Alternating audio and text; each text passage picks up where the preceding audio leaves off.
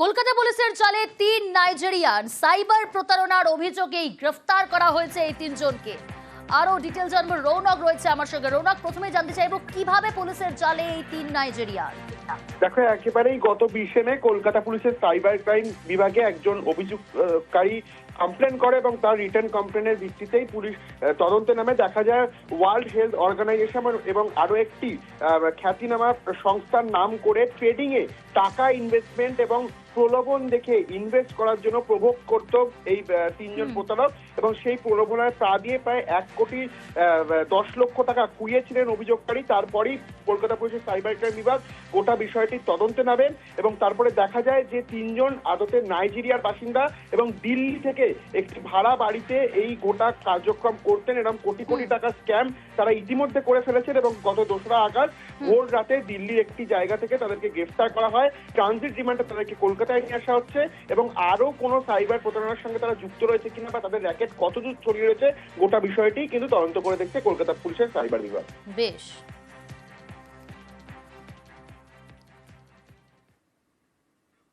অন্যদিকে হারোয়ায় জাল নোট সহ গ্রেফতার 20,000 টাকার জাল নোট সহ পাকড়াও। কোথা থেকে গ্রেফতার, কিভাবে গ্রেফতার করা হলো, আরো ডিটেইল জানাবে জিয়াউল রয়েছে আমার সঙ্গে। জিয়াউল, দেখো, হাড়োয়া থানার পুলিশের কাছে একটা গোপন সূত্রে খবর আসে যে এক ব্যক্তি অর্থাৎ টাকা হস্তান্তর করবেন এবং সবটাই জাল টাকা। তারপরে পুলিশ সেখানে হানা দেয় মিনাখার একটি জায়গা, সেখান থেকে পুলিশ সেই ব্যক্তিকে গ্রেপ্তার করে 20,000 টাকা জাল নোট গ্রেপ্তার করে। প্রসঙ্গত আমাকে জানিয়ে রাখি, দিন 15 আগে সন্দেশখালীর একটি হোটেল থেকে সেখান থেকে প্রায় 9.5 কোটি টাকার জাল নোট উদ্ধার হয়েছিল এবং তখনই পুলিশ জানতে পেরেছিল এই বিপুল পরিমাণে টাকা সীমান্তবর্তী এলাকার বিভিন্ন জায়গায় এটি ছড়ানোর পরিকল্পনা ছিল এবং বেশ কিছু টাকা তারা ছড়িয়ে ফেলেছিল। এবং তারপরই দেখা যাচ্ছে সন্দেশখালী, হিঙ্গলগঞ্জ, হাসনাবাদ এবং এই হাড়োয়ায় পরপর জাল নোট টাকা উদ্ধার হচ্ছে এবং মূলত এই টাকায় তারা ছড়িয়েছিল এবং তারপরে এই ব্যক্তি একা নাকি এই জাল নোট কারবারির জাল অনেক দূর বিস্তৃত, কি জানা যাচ্ছে পুলিশ সূত্রে? দেখো, শরীফ উদ্দিন মোল্লা ইনি মূলত মিনাখার বাসিন্দা, ফলে এর আগেও মিনাখায় একাধিক জায়গায় উদ্ধার হয়েছে টাকা, তারপরে হাড়োয়ায় অর্থাৎ একটা চক্র কাজ করছিল। বিভিন্ন জায়গায় এই অল্প অল্প টাকা, বিভিন্ন জায়গায় এই জাল নোট সেগুলো ছড়ানো হচ্ছিল এবং তারপরেই সেই টাকা বাজারে চলে আসছিল এবং সেই গোপন সূত্রে খবর হাড়োয়া থানার পুলিশ এই শরীফকে ইতিমধ্যে গ্রেপ্তার করে এবং তার কাছ থেকে এই 20,000 টাকা উদ্ধার করে ওই জাল নোট। কিন্তু এই 20,000 টাকা কোথায় পেল সবটাই যেন তদন্ত করে দেখছে হাড়োয়া থানার পুলিশ। বেশ, এটা ছবি দেখাই আপনাদের। বানারহাট, এই বানারহাটে জাতীয় সড়কে হাতির পাল। জাতীয় সড়কের উপর অন্তত 25টি হাতি চা বাগান হয়ে রেতির জঙ্গলের দিকে যাচ্ছিল হাতির দল। কোথায় গেল তারা, কি পরিস্থিতি তৈরি হয়েছিল? রকি রয়েছে আমার সঙ্গে। রকি, দেখো, বানারহাট ব্লকের মরাঘাট মোড়ে হিন্দি কলেজ এবং জাতীয় সড়কের পাশে দাঁড়িয়ে শাবক সহ প্রায় 25টি হাতি একটি দল, আর যা দেখে কিন্তু রীতিমতো চাঞ্চল্য ছড়ালো এলাকায়। এদিন পথচারীরা এবং চা বাগানের শ্রমিকেরা দেখতে পান জাতীয় সড়কের পাশেই একটি শাবক সহ 25টি হাতির দল দাঁড়িয়ে পড়েছে এবং উৎসাহী পথচারীরা দাঁড়িয়ে সেই হাতি দেখতে খবর পেয়ে বনকর্মীরা সেখানে পৌঁছায় এবং পুলিশ কর্মীরাও সেখানে পৌঁছায়। বন দপ্তর সূত্রে জানা গিয়েছে যে এই হাতির দলটি হলদিবাড়ি চা বাগান হয়ে রেতির জঙ্গলে ফিরছিল, খাওয়ার উদ্দেশ্যে রাতের বেলা এলাকা পারাপার করছিল। ভোরের আলো ফুটে যাওয়ায় হাতিগুলি সেখানে দাঁড়িয়ে পড়ে। বাগানের চা শ্রমিকেরা কাজ করছে, তাই হাতিগুলিকে জঙ্গলে ফেরানো এখন সম্ভব নয়। সন্ধ্যা হলে সেই হাতিগুলিকে ফের জঙ্গলে ফেরানোর চেষ্টা করবে বন দপ্তর এবং গোটা ঘটনায় কিন্তু নিরাপত্তার ব্যবস্থা করেছে পুলিশ এবং বন দপ্তর ওই এলাকায়।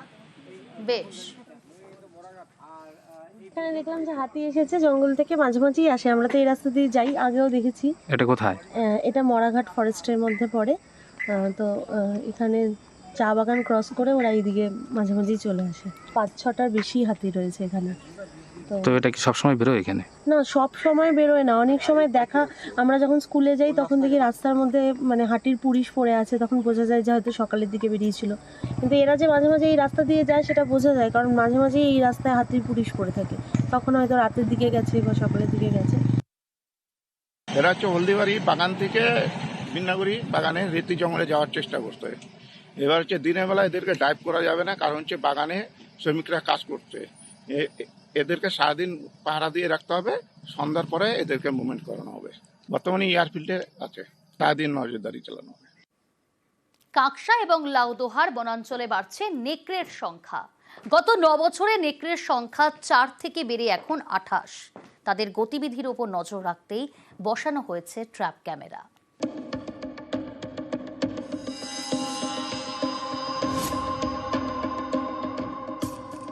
ইন্ডিয়ান গ্রে উলফ, এই নেকড়ের সংখ্যা বাড়ছে দুর্গাপুরের বনাঞ্চলে, কখনো দল বেঁধে, কখনো একা। ট্র্যাপ ক্যামেরায় ধরা পড়েছে সেই ছবি, মিলেছে পায়ের ছাপ। পশ্চিম বর্ধমানের কাঁকসার গড় জঙ্গল, পাশেই লাউদোহার মাথাইপুর, বিস্তীর্ণ বনাঞ্চল। 2016 সালে এখানে প্রথম নেকড়ের দেখা মেলে, তখন সংখ্যা ছিল 4। 9 বছরে সেই সংখ্যা বেড়ে এখন প্রায় 28। নেকড়ের গতিবিধির ওপর নজরদারি রাখতে বসানো হয়েছে 12টি ট্র্যাপ ক্যামেরা।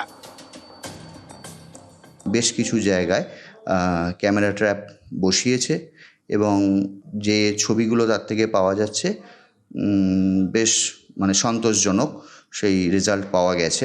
আমরা নিজেরা বিভিন্ন মিটিং করছি তাদের সঙ্গে যে এদেরকেও বাঁচতে দিন, এরা প্রায় বিলুপ্ত প্রায় প্রাণী। দুর্গাপুরের বনাঞ্চলে বাড়ছে নেকড়ের সংখ্যা। এই বনাঞ্চলের পাশে জনবসতি রয়েছে। তাদের দাবি, অনেক সময় লোকালয়ে ঢুকে পড়ে নেকড়ে, হাঁস মুরগি তুলে নিয়ে যায়, তাই সঙ্গী আতঙ্ক। এ বিষয়ে বাসিন্দাদের সচেতন করতে উদ্যোগ নিয়েছে বন দফতর। একসাথে দুটো থাকে, কোনো কোনো ক্ষেত্রে 3টে, কোনো কোনো ক্ষেত্রে 5টাও থাকতে পারে। যখন খিদে লাগে, যখনই যেখানে সারা শব্দ পাবে, গরু বাছুর কি ছাগল যেখানে চড়াতে আসে সেই সাইডটায় ওরাই বেশিরভাগ চলে আসে। হয়তো যারা চড়াতে আসে তারা বুঝতে পারে না, কখন হয়তো তুলে নিয়ে চলে গেল। বন দপ্তরের তরফ থেকে বিশেষ নজরদারি চালানো হচ্ছে এই নেকড়ে সংরক্ষণের জন্য। পাশাপাশি বিভিন্ন বনাঞ্চলে ট্র্যাপ ক্যামেরাও বসানো হয়েছে বন দপ্তরের তরফ থেকে। দুর্গাপুর থেকে অর্পণ চক্রবর্তী, নিউজ 18 বাংলা। ফের খাঁচাবন্দি চিতাবাঘ। কালচিনির চা বাগানে খাঁচাবন্দি চিতাবাঘ। খাঁচাবন্দি চিতাবাঘ কালচিনির চা বাগানে খাঁচাবন্দি। মাঝে মধ্যে সেখানে আতঙ্ক ছড়ায় স্থানীয়দের মধ্যে, কারণ চিতাবাঘের দেখা পাওয়া যায়। ফের খাঁচাবন্দি করা হলো চিতাবাঘকে। কালচিনির চা বাগানে খাঁচাবন্দি চিতাবাঘ।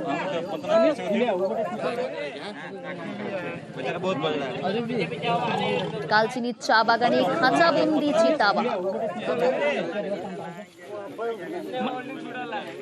রাজকুমার রয়েছে আমার সঙ্গে। রাজকুমার, কিভাবে খাঁচাবন্দি চিতাবাঘ? দেখো, অ্যাকচুয়ালি ছাগলের গিলতে গিয়ে কিন্তু খাঁচাবন্দি হয়েছে চিতাবাঘ। কালচিনির চা বাগান প্রায় 10-15 দিন আগে থেকে বেশ কয়েকটি চিতাবাঘ এই চা বাগানে বিভিন্ন এলাকায় দেখা গেছিল এবং তার জেরে কিন্তু এলাকার বেশ কিছু কুকুর, শূকর, বাছুর এই সমস্ত সাবার করছিল, ফলে চা বাগানের বাসিন্দারা আতঙ্কিত ছিল। অবশেষে ছাগলের টোপ দিয়ে খাঁচাপথে বন দপ্তর, বক্সা টাইগার রিজার্ভ কর্তৃপক্ষ সেই ছাগলের টোপ গিলতে গিয়ে খাঁচাবন্দি হয়েছে চিতাবাঘ এবং এই চিতাবাঘ খাঁচাবন্দি হওয়ায় কিন্তু স্বস্তির নিঃশ্বাস ফেলছেন কালচিনি চা বাগানের বাসিন্দারা। বেশ।